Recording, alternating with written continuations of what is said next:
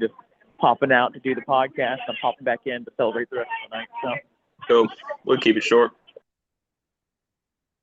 might as well. Yeah, the numbers Otherwise, are bad. yeah. This one might be decent numbers just because people are going to be so flabbergasted by this result, you know. I don't know if it actually went live or not.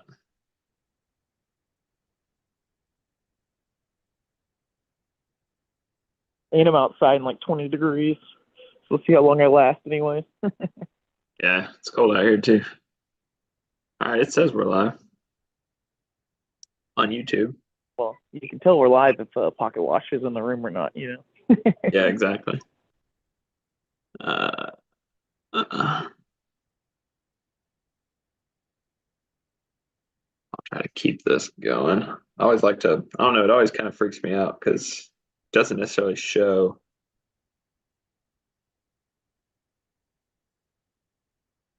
It almost said like the video didn't go up, but it shows live on YouTube. Hold on.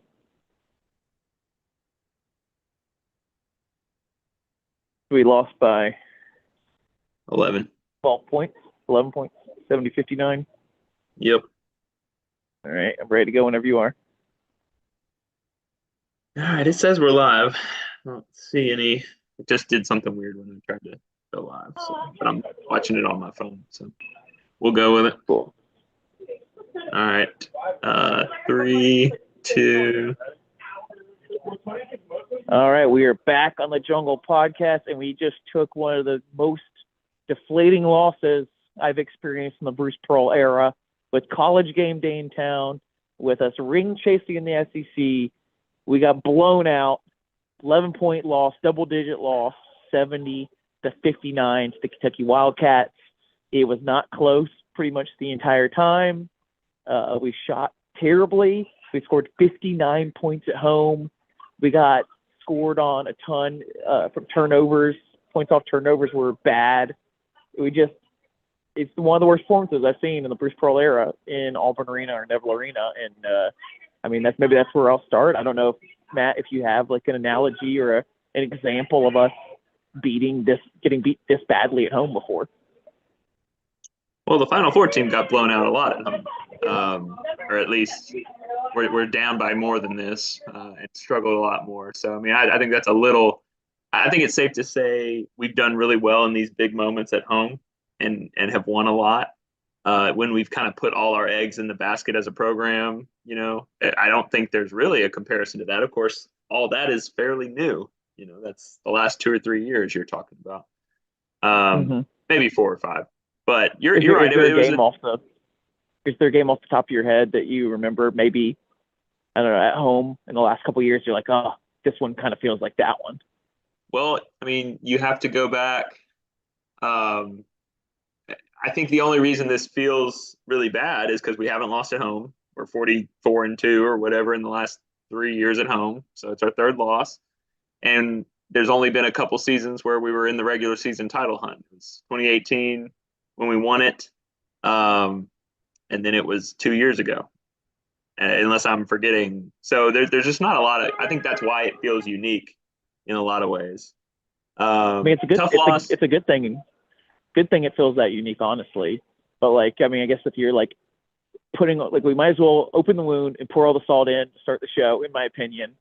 You lose double digits at home when you haven't lost in, I think, 16 games in a row, longest win streak in the SEC at home. So that's bad enough as it is.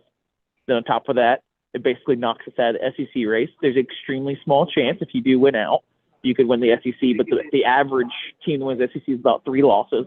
A 4-loss team is a lot less likely.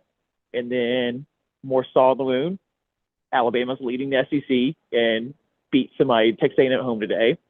So it might be tough. We're going to be cheering for someone else probably to knock them out of the SEC race, probably another rival like Tennessee.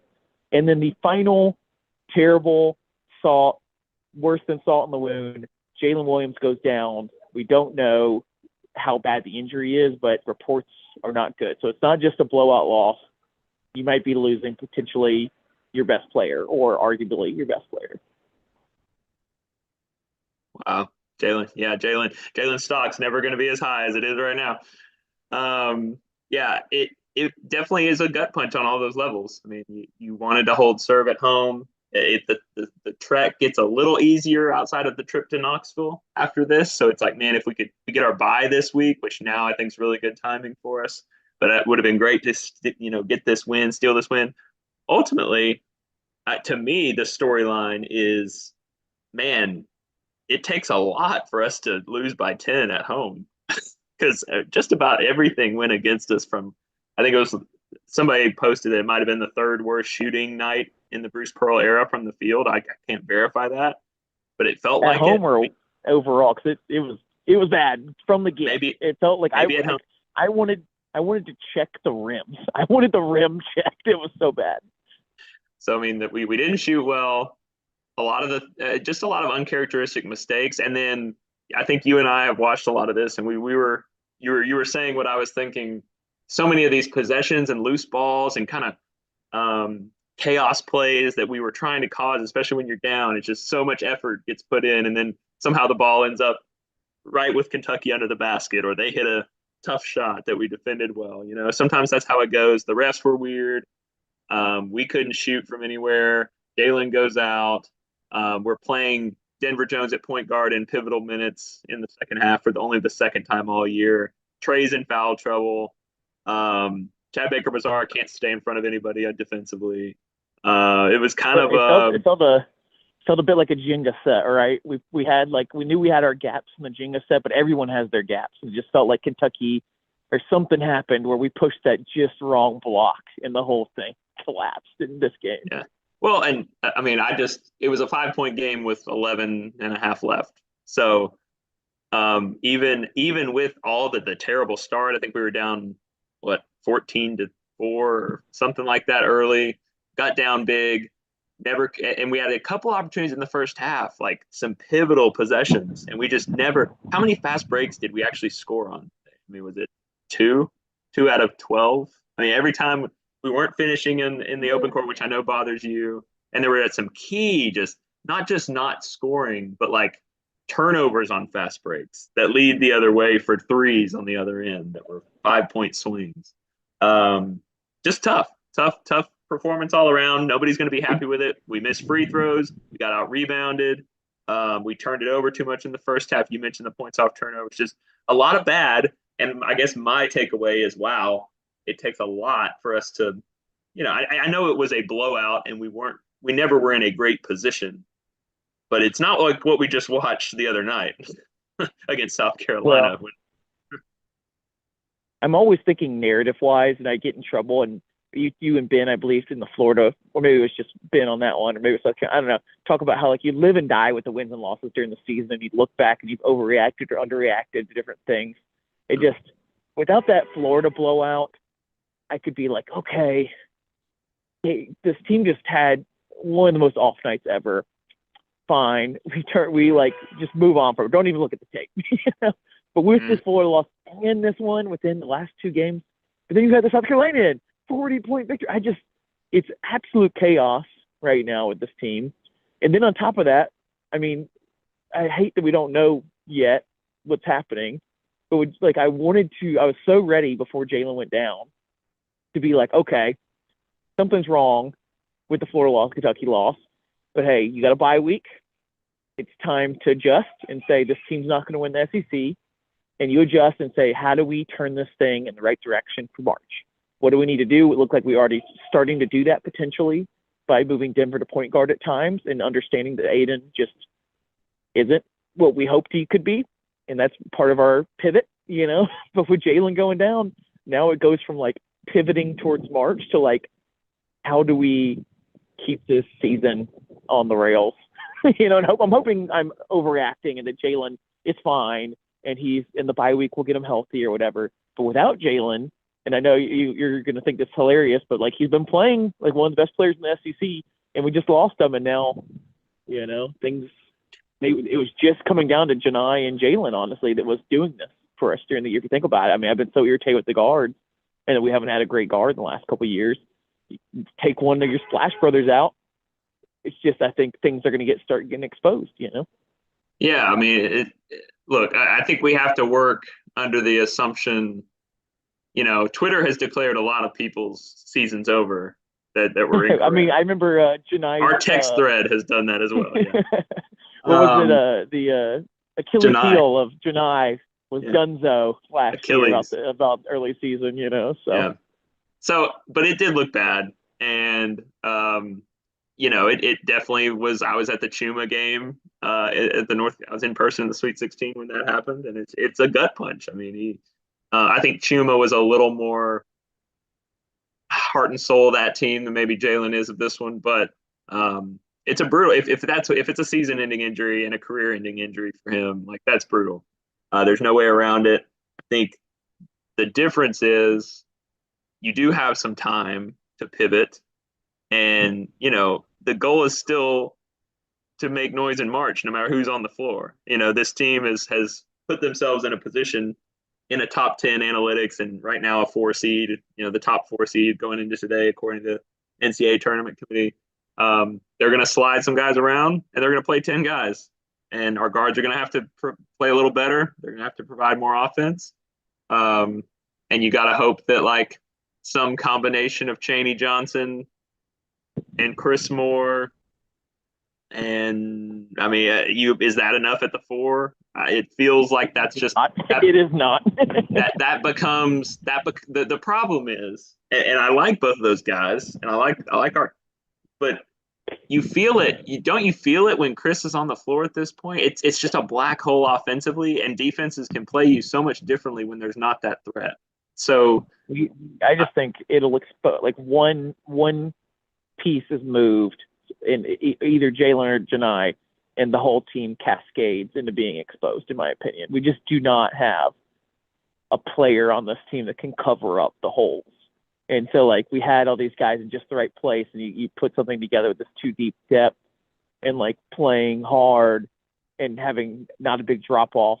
And now you've removed this, like I said, like a Jenga piece. And I'm afraid this is really – I just can't imagine this team playing well with either Jalen or Janai going down. So – yeah, I mean, I guess we'll see, right? There's no doubt Jalen's played well a lot of the time this year, not every game.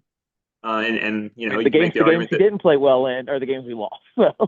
Yeah, but again, the difference is when Jalen's not playing well and he's the focal point of your game plan offensively sometimes, that's different than plugging some guys in who aren't going to be asked to do the same thing. You're right. We don't have anybody who's going to be asked to do what Chuma and Jabari and Jalen have done at that power forward position. We've talked about it for years, the success that Bruce has had utilizing that. It's going to look different. And that's why I'm curious, are they going to, what they'll do with a week off? And if it is true that Jalen's out, but regardless of Jalen, I mean, we'll have a year, if he's out for the year, we'll have time to lament the sadness of that, having a career year and being our top 3-point shooter on the team. And, shooting better. He came into this game shooting better from 3 than Jabari did in his year. Had a great season, but, there's no sympathy or you just don't get to hang your head. And fortunately, our players are usually much better at this than our fans are, and myself included. They're going to have to rally, play their tails off for 5 more SEC games, try to get a double bye in the SEC tournament, and they're going to be in the NCAA tournament, barring something really weird. So they've got to figure out, if that's the case, how to play without him and how to do it effectively. Luckily, the bye week's coming up, and just we can end the discussion on the Jalen part of this story because, like we said, we don't know yet, and at any moment we could learn that it's fine. And it was stupid that we talked this long about it, But let's just talk about the game, I guess. I mean, I'm on the phone on the mean streets of New York City right now, so I don't have the stats in front of me. Maybe you can read off some. I know our 3-point shooting was terrible. I know our points off turnovers comparatively was terrible. Maybe just read off some of the key stats. Yeah, I'll give people the quick overview. If you're watching on YouTube, we have it up now. I forgot to share the screen. We shot 31% from the field to Kentucky's 44, 18% from 3, 4 for 22, and then missed 9 free throws, but still shot 70%. How many 3-pointers? Like, I know their 3-point precision wasn't that much better, but they shot way less 3-pointers, right? What's the quantity on? Yeah, we both made 4, but they took 13 and we took 22. So we shot 9 more threes to make the same. It's brutal to like watch us keep having these like high quantity 3-point nights when we clearly have shown at this point that we're not a good 3-point shooting team. I mean, it's hard. You're right, but I also did a podcast 72 hours ago where we shot 60% from 3 in this same building. So like it's, and I thought honestly we got a lot of really good. My biggest complaint honestly is 2 things that I don't think people are going to talk about, and then I'll get back to the stats. But number one, it's really annoying to me when we're down that we panic and we start just our offensive shot selection gets way worse when we're down. Like it's always a little weird. It gets really bad when things start to go off the rails. Maybe that's true of every team, but there were just multiple points in this game late. I would say the last 8 or 10 minutes where it's like, no, just like calm down. Like just get a decent shot. I know they're not falling, but all you can do in basketball is get good looks. And if you're getting good looks, which we were for a lot of this game, you just can't panic. And I felt like we panicked a little bit. And then defensively, we played great second half defense. I mean, we played to the level that you would want to give yourself a chance to win. And it reminds me of the Alabama game where we just didn't defend. We did not communicate well enough early in the first half.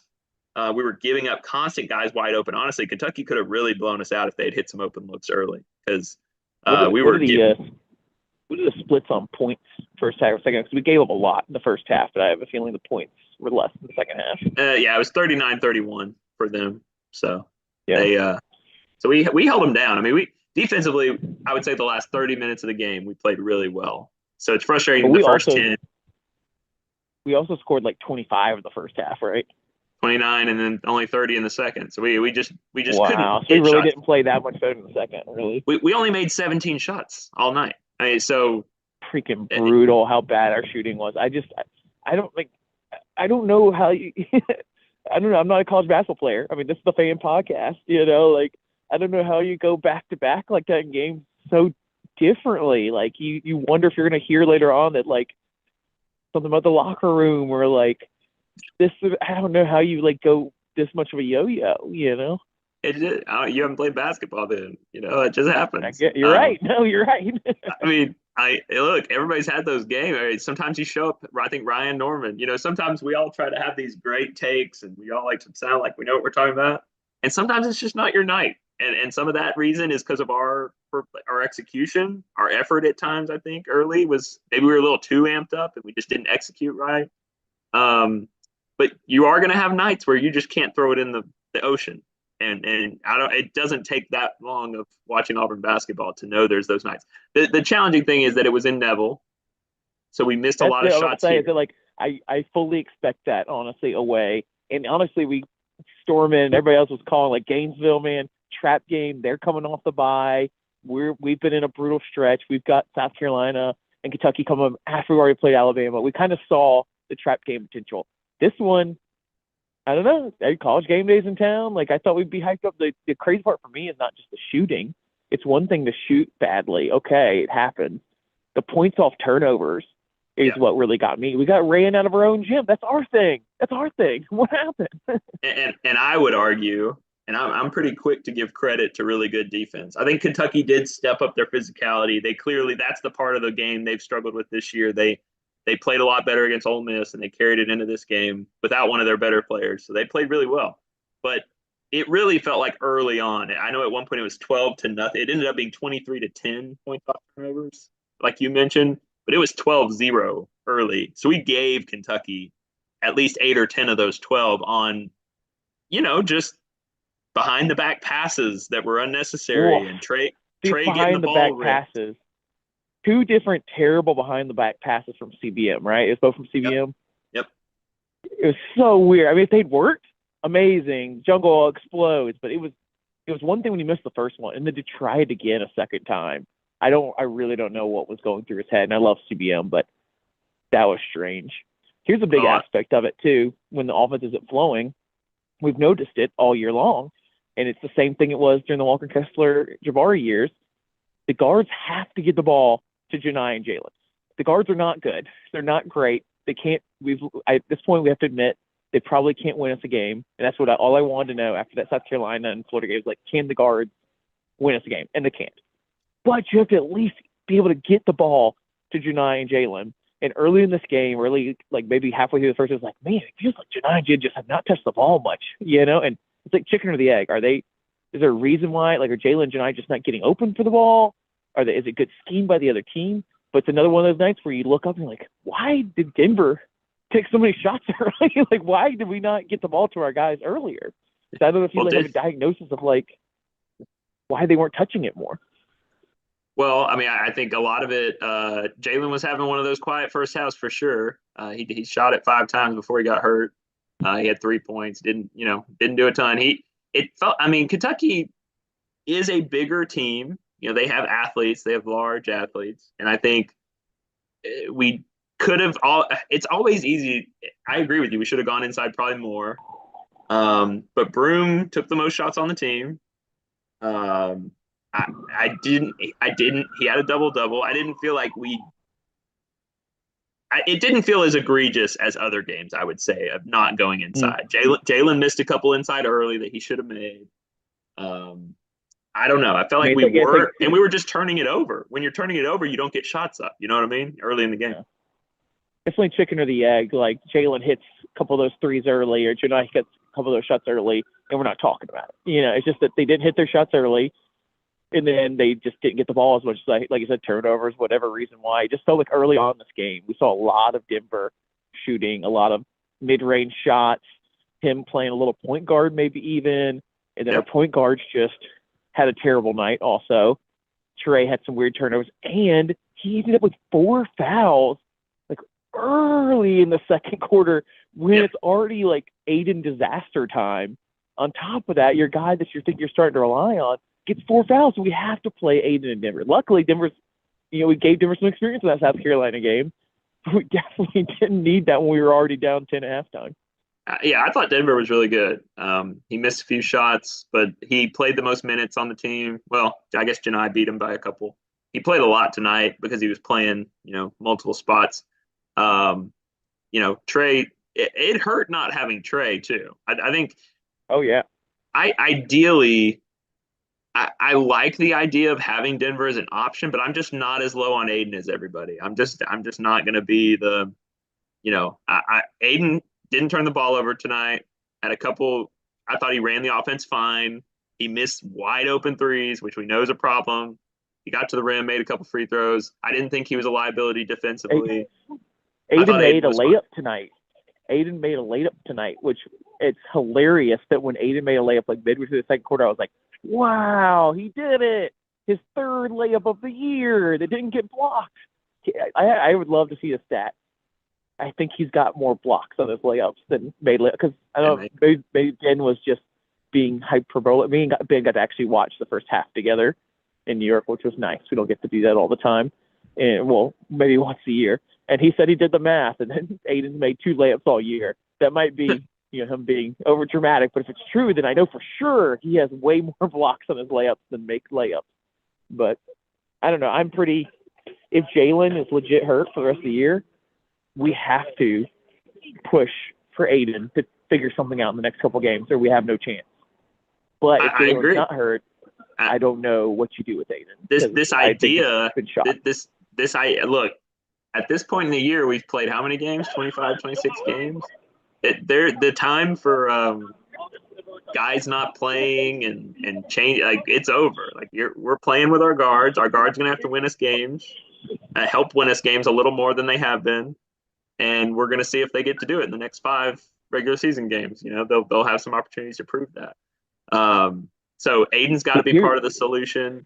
So does everybody on the team is going to have to take a little step forward and take a little bigger responsibility if Jalen's out for the year.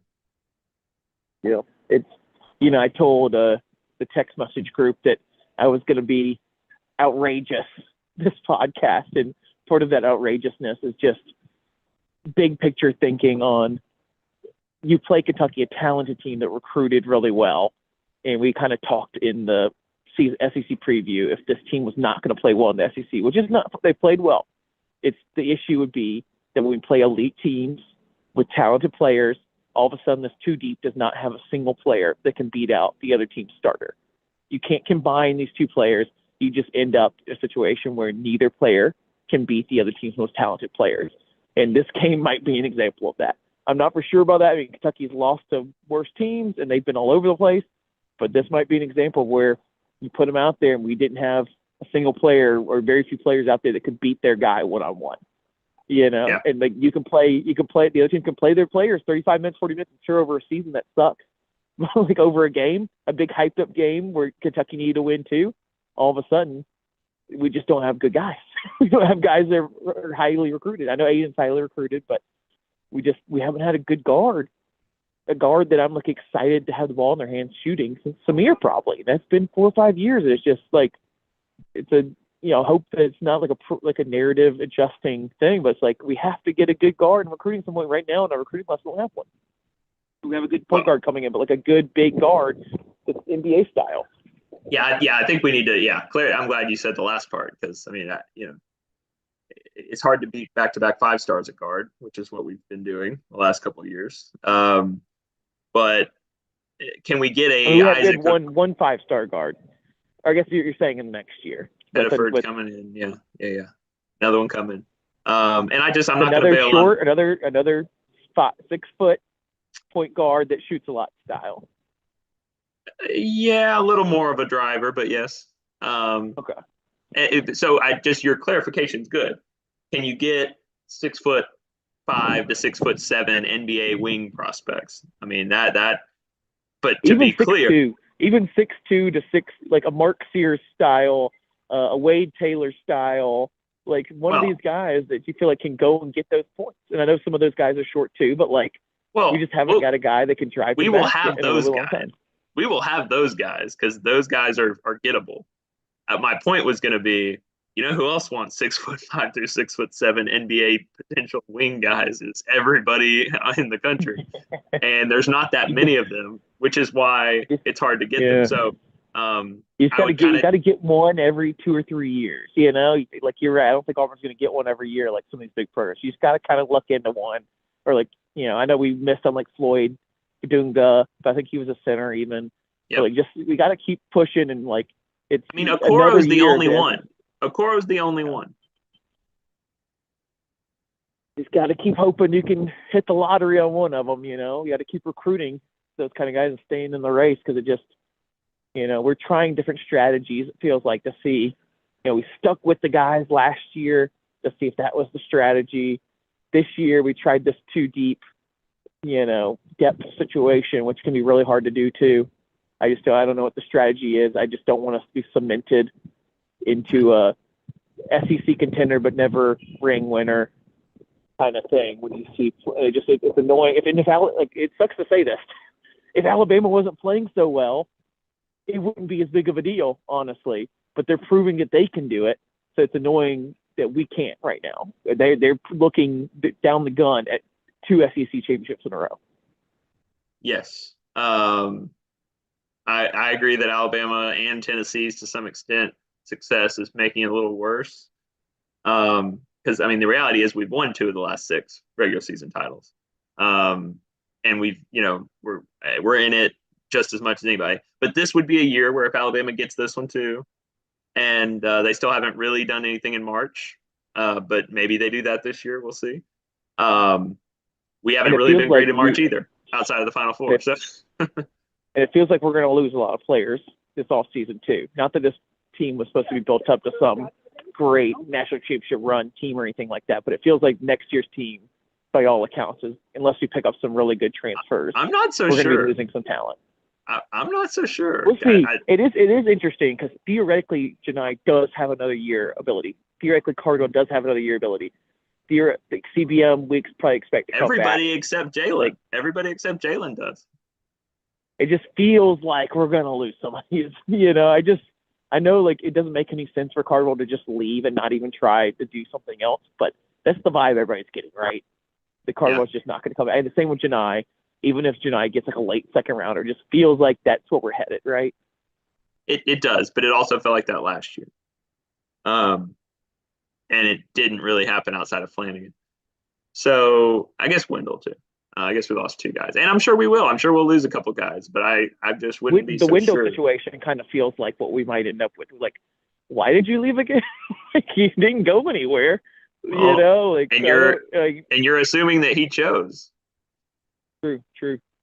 I mean, I think we've agreed that we're glad overall that we don't have a guy that's.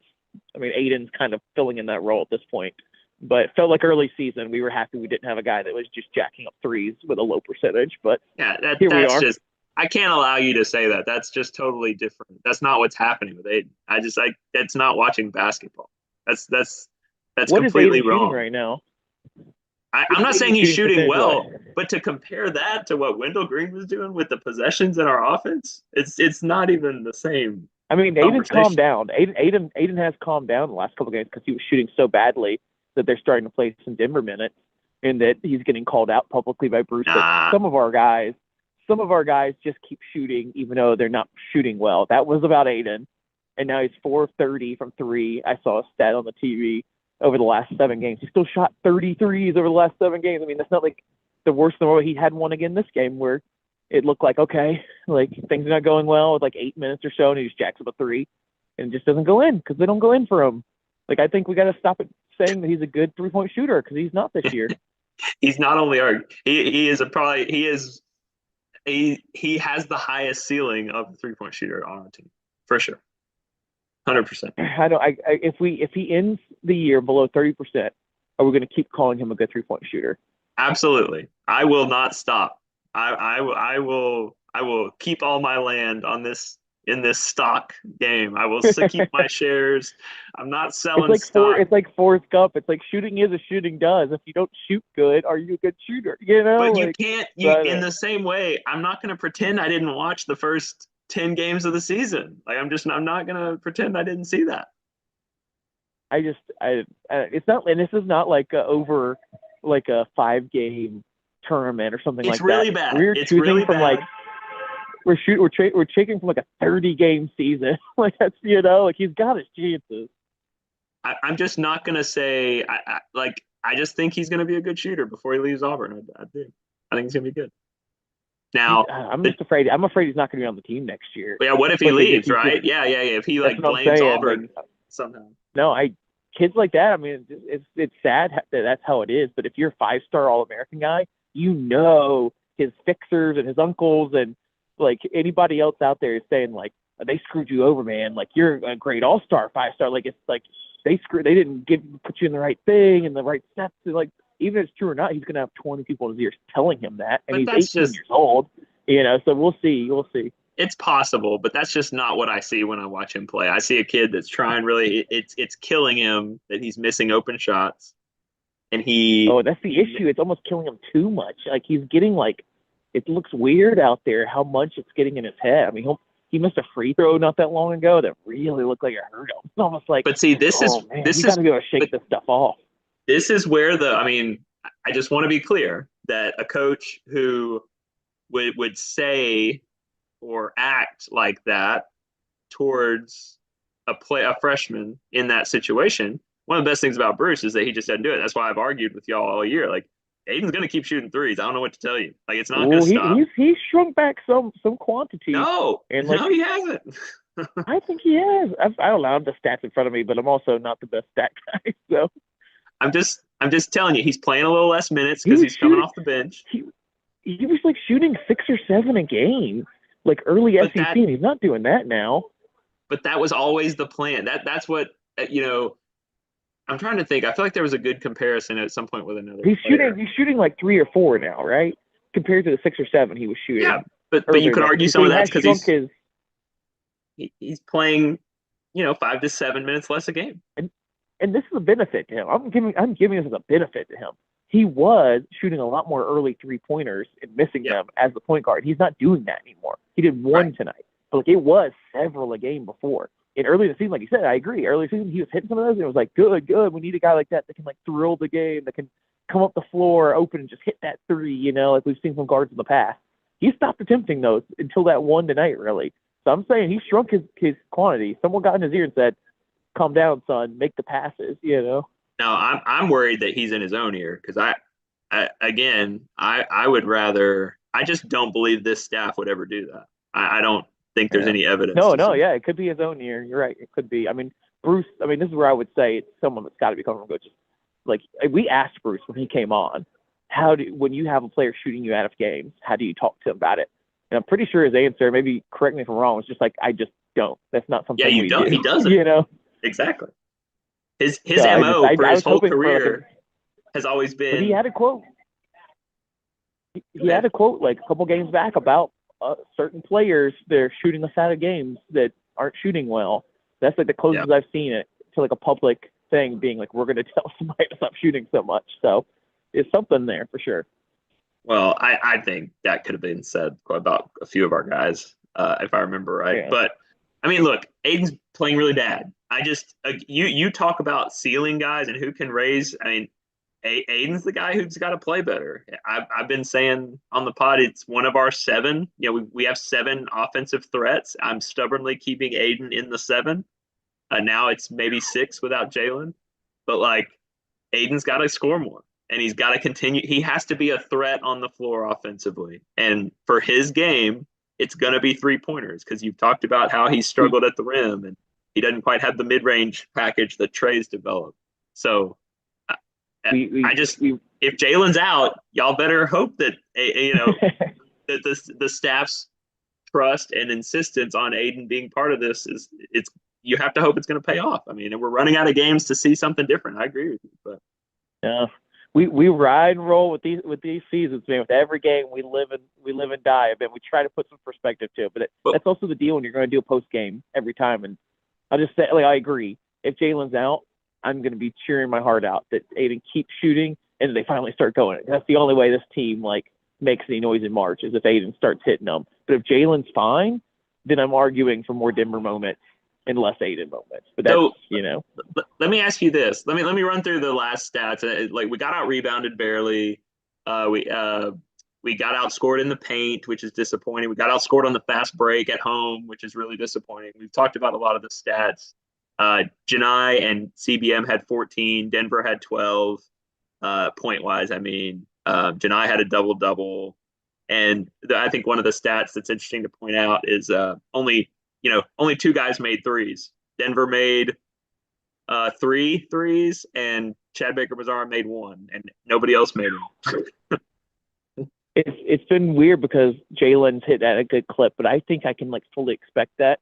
Janai's been hitting at a good clip, and it's like I still don't know if I expect that though. Like it's kind of like found change a little bit when he's hitting them, but like his percentage is really high. So then like it comes down like who else? Like we need Aiden to hit, we need Trey to hit, and like come on, you got to hit like Trey and Aiden. I feel like need to hit at least 1 a game. What did you think about Chad Baker-Mazara's game watching it? Because he did a lot of really good things. Ben sometimes will send the graphic beforehand and be like, who's going to get the MVP? And I just like to come up with silly scenarios that I think are most likely. In my most likely scenario, I just thought that we would struggle a bit coming out and that CBM would end up winning MVP ultimately by keeping us in the first. And then like Janai and Jalen would take over in the second and we'd end up having a big win. But CBM still kind of did that a little bit. The whole team was just playing so badly. It didn't matter, and he didn't play so well to keep us out of this bad one. He hit some threes. He got some ball turnovers. He's got this classic thing where he's getting calls from fouls, which is great. But man, tonight, the amount of times I saw him get blown by on defense was just outrageous. I don't know what to do with that because he comes up to like the free throw line a bit. He's got those long arms and long legs, and he has made some cool defensive plays where he turns the other team over, but then he just kind of gets up there, squares up with his hips forward. The guy starts coming at him, and it's just like he doesn't even move. He just like olays every single time. He just moves his hips to the side, and the guy goes right by him. I'm like, you do better just trying to like get your feet over a little bit and trying to get a charge or something than what you're doing. I don't know if he's trying to like chase block or why, but it's just so egregious every time. You can't unsee it, can you? I'm sorry. No, now that you've brought up so many times, it's brutal. Every single time I see him just like, because everybody, other player, there's like a KD, man. So fun to watch on defense, honestly. Denver's doing well with it. Cardwell does well with it. You get that square up, I'm like, oh, yeah, try to drive by this guy. It's going to be like a wall. And then CPM gets up there, and I watch 2 or 3 other players wall their guy up. Then it goes over to CPM's guy, and he just goes, whoop, right past him. And I'm like, what was that? If you're getting blown by that badly, stop coming up so much. Like, go backwards a little bit. You kind of got to pick your poison, and he's not picking the three. He's like guarding the mid-range, for goodness sakes. It's one thing to get blown by the three-point line. Yeah, sorry. In his defense, like, I think he was matched up a lot on guys tonight that were good three-point shooters, and he had to kind of be up, and it didn't. And he is a really good off-ball defender, and he does create havoc and lead to steals when he's not the primary defender. And on offense, he does things that we absolutely need somebody to do from that three position. And you know, we've talked about that for a couple of years, needing that. So, like, I never want to take away. He's been better than I thought he would be. He's been a really good player. There were just times in this game where you kind of, okay, this is his first year playing 20 plus minutes in a major conference game when you're that size. You know what I mean? It looked a little different, a little more out of control. The other aspect of that is like what people talked about with him, how skinny he is. Yep. Oh, he's going to get back down. He's going to get bullied under the basket. But that's not what's happening. He's getting blown by. So I don't know if that's just because he's so lanky, he's not as fast as I'm thinking. But on offense, he is. He's causing havoc and making people foul him because he's longer than they think he is and quicker than they think he is. So I don't know what it is on defense and why he's doing that. But this game especially, like, there's been a couple like this recently where it just seems like the other team's scoring every single time, even though we really think our defense is really good and we do turn it up at times, especially in the second half. There was some first half this year in the last couple of games where the other team just, every single time they went down the floor, they scored. And it felt like a lot of it came down to this one where the first pass or two, our guys played good defense, and then went to CBM's guy, and they just blew right back. It was like, what was the point of playing defense the last 15 seconds if by the time they get a CBM's guy, they're just going to blow right by him? I mean, he's not alone in letting people do that, and there was a lot of tough shot. Like, give it to Kentucky, man. They had a lot of tough shots. Yeah. The ball ended up in their hands in weird ways over and over again, which just seemed like bad luck, but sometimes bad luck is, flying to the ball when the other team isn't. So I don't know. We had a game where they lost to Gonzaga at home last game. They've been in a bit of a free fall. They got up for this one and said, go win in Neville Arena, and that'll be a check on the resume right there. They got up for it, and we just didn't. But there's really no excuse for it because College Game Day wasn't down, and everything was on the line for us too. So I don't know. I would push back, like you said, it's a very depressing loss in a way, but I think we were 5-1 at home against Kentucky with Bruce as our coach. So, which is pretty amazing if you know the history, and we know how we haven't won in Rupp since the 80s. So, like, we know how this goes. So it is frustrating. And we've won a lot of great home games too. Like the ones that we've been hyped up for, we've got most of them. It just feels really bad on this one. And it does. It would have felt, I don't know if it would have felt less. Yeah, it would have felt less sad if we just played well, honestly, and they just played well too. We played bad and they played well. So, what about if you have the YouTube open, I'd love to hear some YouTube comments. Well, that's what I was going to say. I'm not seeing any live chat comments. Oh, wait, yeah, I am. Let me read through it real quick. Ben talked about Trey. Trey only played 11 minutes, 0 assists, 2 turnovers, 4 fouls. What happens when you get 4 fouls, man? Yep. Pocket Watch and the Canoe Man are here. They said that was rough.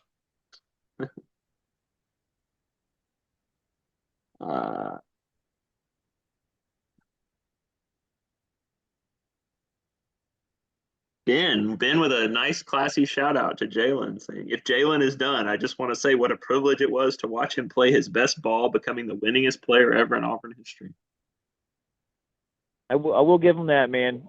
I love the best parts about college. We're losing so many great parts about college sports, the things that we really love about it. And I don't think I'm a cranky man yelling the sky. I think we really are losing the best parts of college basketball over the next couple of years and already. And the best parts are watching a guy like Jalen come in as a low 4-star with the athletic ability, but extremely rough on the edges, and come in and do that off the backboard dunk his freshman year, then put the team on his shoulders a bit that next year, then take a back step to play behind Jabari and be humble like that. Play well last year, then finally in his 5th year seemed to put it all together. and really play some really quality basketball this year. It's really cool to see the journey and see how good a kid is and be able to like support them. Hopefully, even I know we've gone back, we got to be real on here, but like cool to support them and see the community come out for them and vice versa. So yeah, I hope it's not right in the obituary for his career right now. I know these kids want to play beyond college too. And like, I don't know if he had an NBA career or anything, but he definitely had some more years to play. So, no, he could be a great player overseas. So, for kids that's on the borderline like that, it really matters when you go down like that. Yeah. Get anybody in the midst of all the chaos and the terrible loss. Is there anybody that looked? I have two guys in mind that I was fairly happy with. Well, 2.5, I would say, that I was fairly happy with in this game of how they played. Anybody positive? I thought Broom was fine. You know, he goes and gets his, and he's been the best bet. You wish he had that next notch, maybe, that when things are really going wrong, you could like be like, screw you guys, I'm putting it on my shoulder. I'm going to make something happen. I'm going to and it doesn't quite have that. I don't think. I still think he needs a team around him to do some things. We have seen him dominate games, just not games like this where things are going badly and he can turn it around. Now, KD, you know, I was literally talking to some guys at the bar, Auburn guys, that like it's almost a bad thing when KD has to take over like this, when there's so much blood in the water, that KD just starts like driving the ball and getting some hard twos and hitting some hard shots, because everyone else is sucking so badly. And we've had a lot of good games this year where we look at the stat sheet and hear a quiet KD game. Like, wow, KD had like 11 points and he hit all his threes, and like, man, really cool. And like, yeah, it's like these games where this year or in past years, he forced himself to be loud, and it was bad. It was a bad thing. We had to talk so much about KD. This year, when he has to be loud, it's because we forced him into the situation. And that's what happened in this one. So like, shout out for him to like have that confidence to go get some hard points when we need them. But it was just, he wasn't going to be able to fix this game. Yeah, I mean, I thought he was one of the ones I would have picked. I thought he played.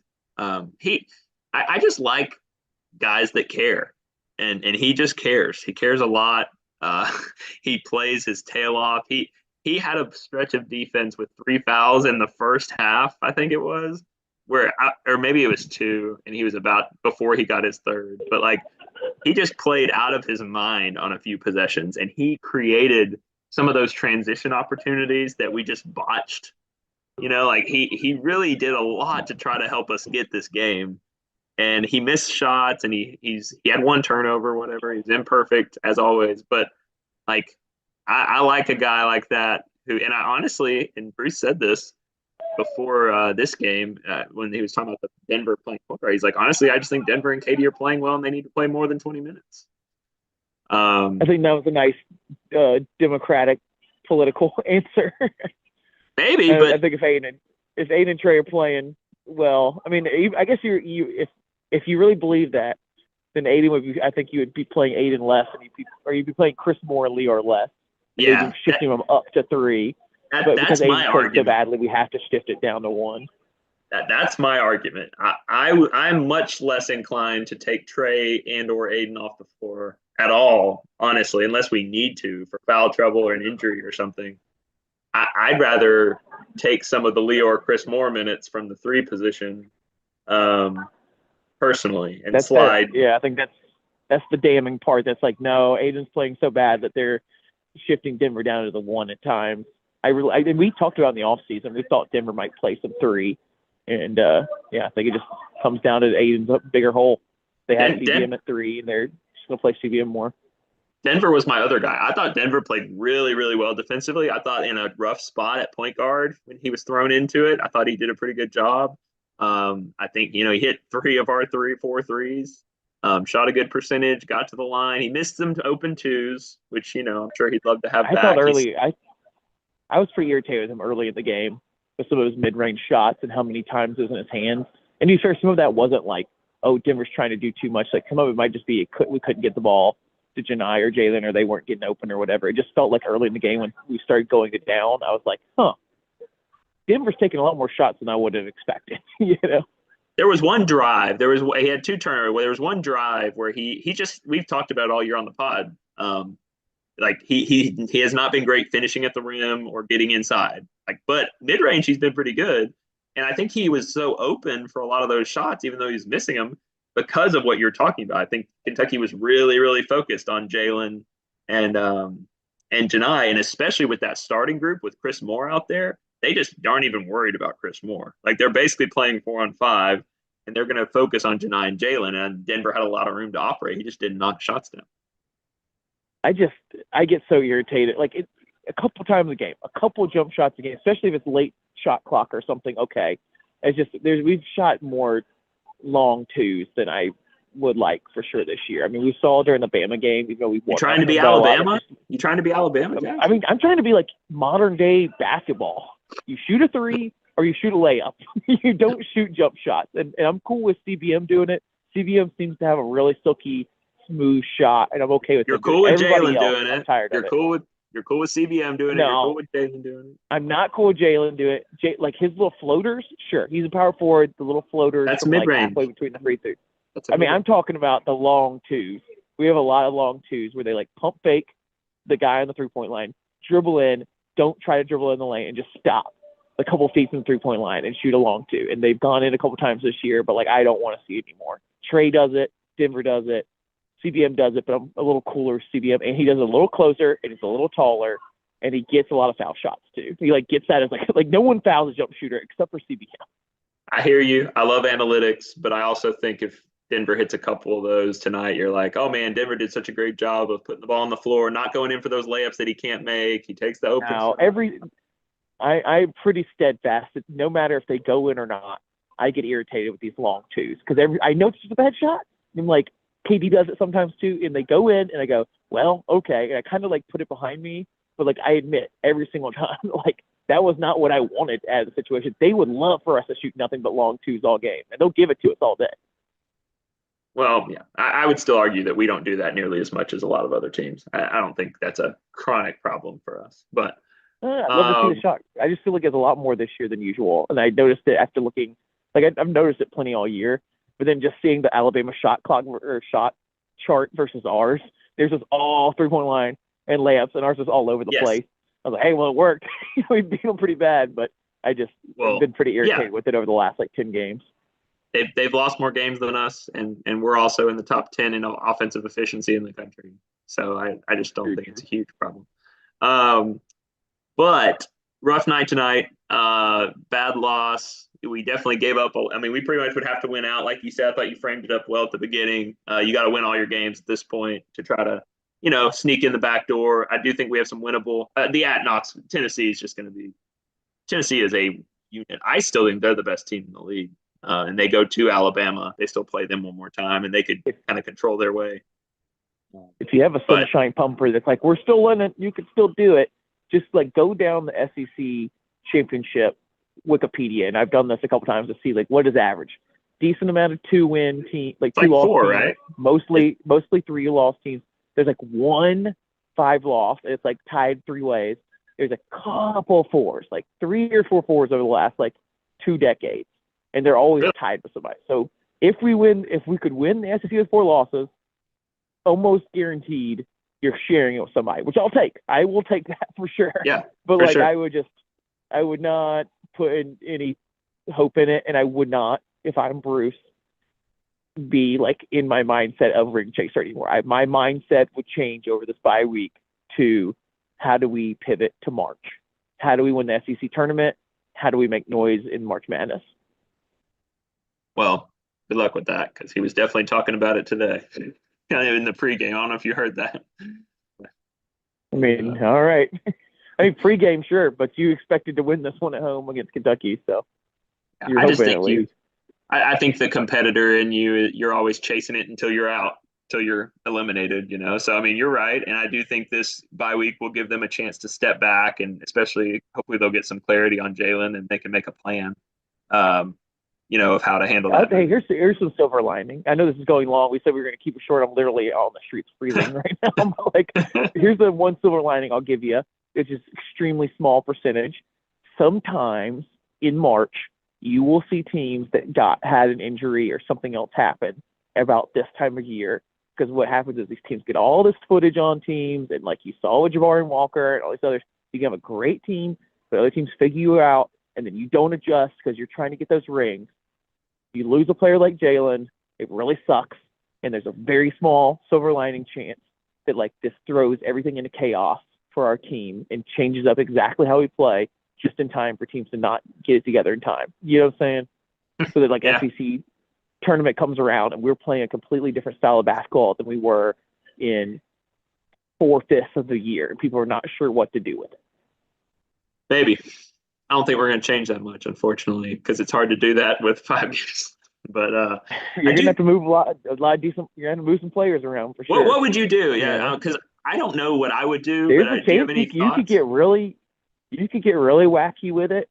You could be playing CBM at the 4. You could be playing Cardwell at the 5 and Broom at the 4. You could be playing. Yeah, you could be playing Denver at point guard and moving Aiden to the 2 just to change it up. You could be. Shoot more. I don't know. You could be playing a lot more Chaney. Just like I don't know what you do. You know, like I said, moving the CBM. You could be playing Janai and CBM at the 4/5 with Cardwell getting more heavy minutes, and then you're moving players up the rotation there with Denver playing more 3 and Aiden and Katie. I don't know. But it gets weird.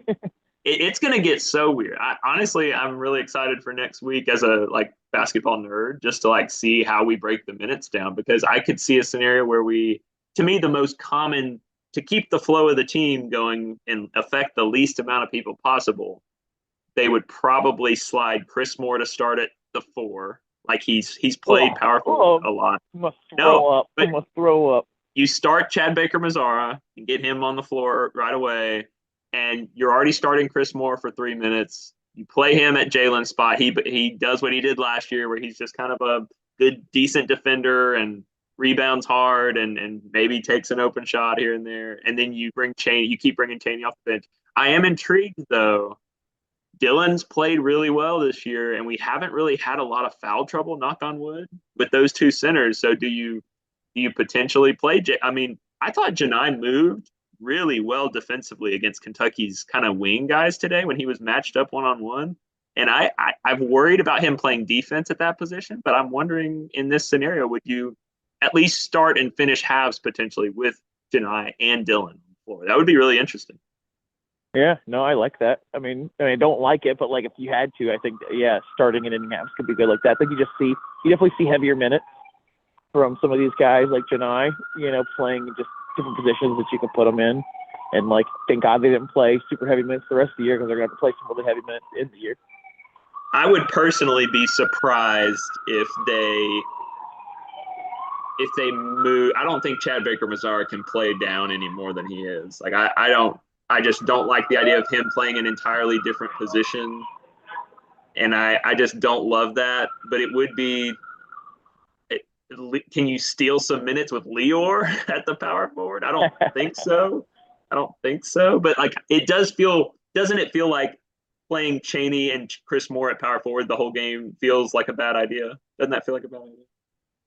Yeah. I would start Chaney too. I would not start Chris Moore. I know he got the starting role at the 3 or whatever, but if he's going to play 4, I start Chaney. He has shown some glimpses of pretty good. I just don't think Chris Moore's going to be good. Not today at all. Chaney worries me. I don't know. I'm on the roller coaster with Chaney. He's another guy who cares a lot and tries really hard, but I don't know. Yeah. I don't know. Remember when we thought he was better than Jalen? Remember when we thought he was going to start? You ride the roller coaster of every quote from practice and everything. So hope you guys enjoy that. It's just part of the fun. You got to not take yourself too seriously, Yeah, absolutely. What else would we talk about if we didn't talk about that kind of thing, So we play who do we play next week? We play bye week, then Georgia away, right? At Georgia, and then at Tennessee are the next 2 games. Come on, Jalen, don't be as bad as we think it is. At Georgia, at Tennessee, and then if we could somehow, survive that, Then it's Mississippi State at home, at Missouri, who I believe is winless in league play, and then Georgia at home to finish up. So the next two games will kind of tell the tale in terms of are we, can we still be a really good team with or without Jalen, depending on the situation. I think this road trip we've not been very good on the road for the most part. We need to find a way to win at least one, if not try to compete in both of those games. Yeah. I've been saying most times I'm in the podcast, are we having fun? And this wasn't a fun game, but if you asked me over the whole season if we had fun this season so far, we're still very much on the fun side. And last year, I don't know if I could answer that same. Even after a loss like this, I could still say the season itself has been fun. Now, if we lose every game down the stretch because Jalen's out, or lose the majority of games, it's definitely going to make it closer to the not fun side. But so far, it's been fun. We've had some cool moments and memories so far. So just hold on to that as like part of the fun parts of the roller coaster. Yeah, I totally agree. I thought this was a bubble team / kind of like last year, like good team, but not, that's just what I thought preseason. And it's been for me, such a pleasant surprise to see how well they've defended for the most part. And then the offense has been a lot better this year. On days like today, you focus on this game, but the offense has been a lot of fun to watch, and this has been a fun group. Ryan texted our group, said not looking good with Jalen, MRI tomorrow, but they're making it sound like it's pretty significant. I assume he means like how they've talked about it after the game. And so we don't know for sure, but definitely looked like, if you've watched a lot, you kind of know it when you see it with the knees, and it's just, you don't always know, but it felt like an 80-90% chance that is good. Well, we've had some, I wanted to say, like, Kentucky had a player out today during our game. We've been pretty lucky with the nagging injuries. We haven't had many games where a player's out for a big game for 2 or 3 weeks or something like that. But we've had some trouble with season-ending injuries, like Allen Flanagan, insane, busting his Achilles heel. Now, if Jalen tears his ACL, and then the whole Sharif Cooper thing, a lot of that wasn't injury, it was the weird NCAA stuff, and then he went out not that long after being hit. So it's just been Chuma. Not great. Chuma. So we've had some bad Anthony McLemore's injury. Oh my God, how am I forgetting that? Yeah, completely. We've had some really bad whole season. This is Anthony McLemore, right? This is an Anthony McLemore injury that changes the team completely, and we're just going to be holding on. That year, the SEC just wasn't what it is now, and that's why it hurts so much. That like this team's in the SEC hunt, and like historically that'd be amazing. But it's our rivals, and like other teams we think we should be better than that is doing it. It's not like Kentucky's just dominating the league, and it's like we can't even catch up because they're just so good anyways. It would take a miracle to be better. No, it's like other teams we think we should be competing with, and we just can't seem to break through the last couple of years. Well, we did 2 years ago, but 2 years ago. You're right. Not last year, and maybe not this year, but it's gonna be tough. I mean, that team with McLemore, people forget. I'll never forget that he went down, and then I think Mustafa Heron got sick or got hurt. At one point, we were playing Alabama at home down the stretch that year with like 6 or 7 players, and we won, and we managed to win the SEC. And Bryce had a hurt shoulder at the end of the year. We were hanging on for dear life, kind of like you said, but we got it done. This is going to be a little different. That wasn't the year Cam Newton was in the student section, was it? No, that was back in the. It was even earlier. The Barbie days. Don't bring us back. So I just saw some posts about that recently. So really, really frustrating. Especially if Jalen's out. I'm going to have to go into mourning for that. But at the same time, I mean, it's a team sport, and I think I think Janai is the most indispensable player on this team, but Jalen is probably number 2. So it would be, but there's no choice but to try to figure it out with the 10 guys we have left, if that's the case, and make the best out of it and try to make noise in March, just like we would have tried if we had them. Yep. Well, any other thoughts before we end this one? Go warm up. Anyways. Go warm up. Thanks for my hands are numb. Thanks for bearing the cold in New York City on the streets with us. Good to have you back on the pod. Sorry we didn't have a better game for you. Yeah, I've been a lot of stuff going on at work when I finally get back to doing the pod, and here we are. Hopefully we'll get another one in a week or two. So I should be good the rest of the season to be around. So I hope people like that. Got to hang out with Ben tonight and watch the game with him, which was fun. I know everybody's been having Ben on a little more. Hopefully we'll get Ryan on again before too long, but I know he's a busy man also. So hopefully we'll end this on an exciting streak, but not sounding like it. Yeah.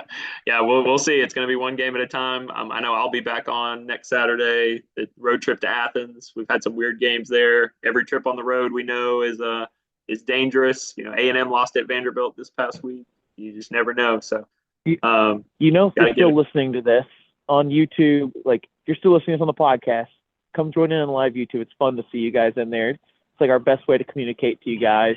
And if you haven't, and you're this deep into it, and you haven't gone into the Apple podcast thing and gave us a little review or reached out to us on social media or something like that, go ahead and take this as an incentive to do it. We're part of a community. We're virtual Tumors Corner when we win, but we're also virtual friends talking it out at the end. So, War Eagle, and thanks for listening in. Yeah, this is how the podcast started, right, Jackson? Was just commiserating and celebrating after games on the phone. So this was like a good virtual flashback to that in a way, you walking around New York and talking about a rough loss. It feels exactly like that because I'm on my phone instead of my laptop and all that. So it feels like I'm forgetting sometimes. So we're going to this is recording going out to the public. So I'm just speaking my heart. All right, buddy. I'll see you later. All right, War Eagle. Thanks, guys. Bye. War Eagle.